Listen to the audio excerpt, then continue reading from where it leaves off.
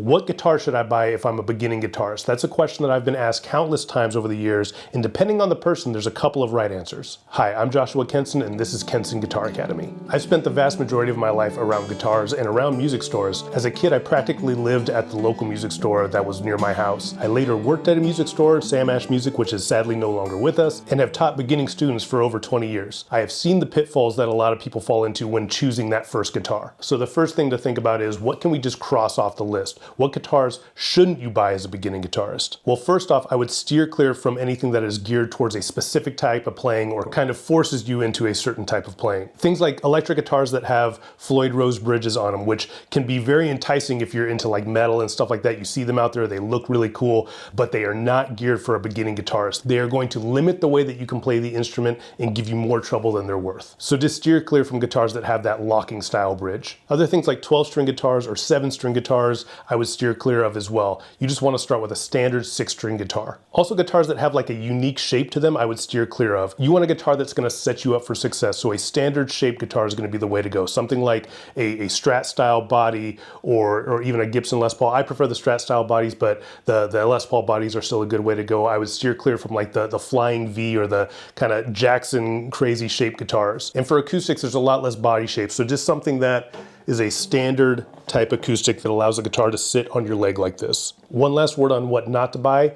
If the guitar seems gimmicky in any way, like it's trying to promote some certain cool new way of playing, it probably is gimmicky, so just steer clear from those types of guitars. One of the biggest questions that I've seen people ask over the years is, should I start on an acoustic or an electric guitar? And depending on who you are, either could be a good way to go. The first question I would ask you is, do you have an acoustic or an electric lying around somewhere already? If we're relating this to, let's say, making a video, the best camera that you could have is the one that you already have, usually your phone. So if you have a guitar lying around, that's the perfect place to start. You have something already at home that you can jump into and start messing with. But if you don't have an instrument already, or if the one that you have is just unplayable, here are some things to think about. First off, your personal interests. Are you into music that lends itself to more of an acoustic sound or an electric sound? That could be a good indicator as to which direction you should go. I've seen students thrive on both acoustic guitars and electric guitars, and a lot of the time it's just, are they interested in what they are playing? Is it reflective of the sound that they are trying to achieve and the things that they listen to? A guitar that's keeping you interested along the way in what you're doing can be very helpful. Another thing to consider is cost.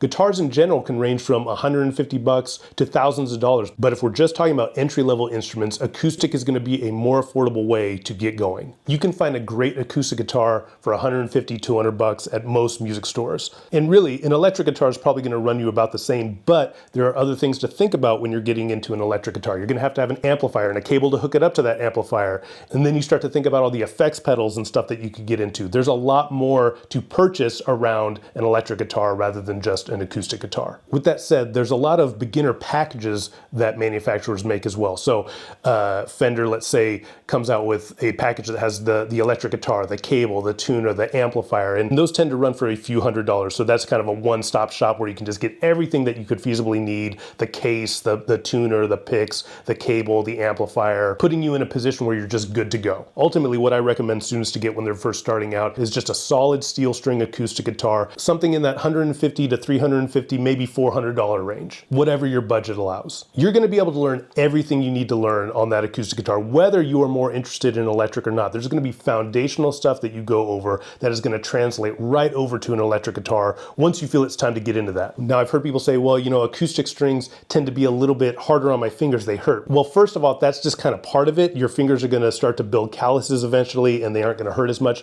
But that's not even an excuse there, because you can get a lighter gauge string for your acoustics as well. I used to know a guy that would take electric guitar strings, 10s, and put them on his acoustic guitar. Now, it didn't sound great in my opinion, but that's just the way he liked it, and it allowed him to play the way that he wanted to play. So you could always go that route as well. But they make very light acoustic strings, I think down to 10s. And obviously too, when you get an acoustic, you avoid having to get all those other things like the amplifier and cable and so on. There might be some accessories that you want to get, obviously picks, maybe a tuner, maybe a gig bag if you want to take it places, but a lot less having to do with an acoustic than you would with an electric. With that said, the first guitar that I ever got was an electric, but I was only 10, and I was lucky enough that I had instruments around the house growing up as well because my dad played guitar. If you're interested in guitars or learning guitar, please feel free to ask me any questions along the way. If there's anything that I skipped over in this video, which I'm sure there is something I missed on this, please leave a comment down below. I'd be happy to answer. And if you have been playing guitar for a while, what kind of guitar did you start with? And would you do it differently if you could? Thank you so much for watching. I'm Joshua Kenson, and I'll see you in the next one.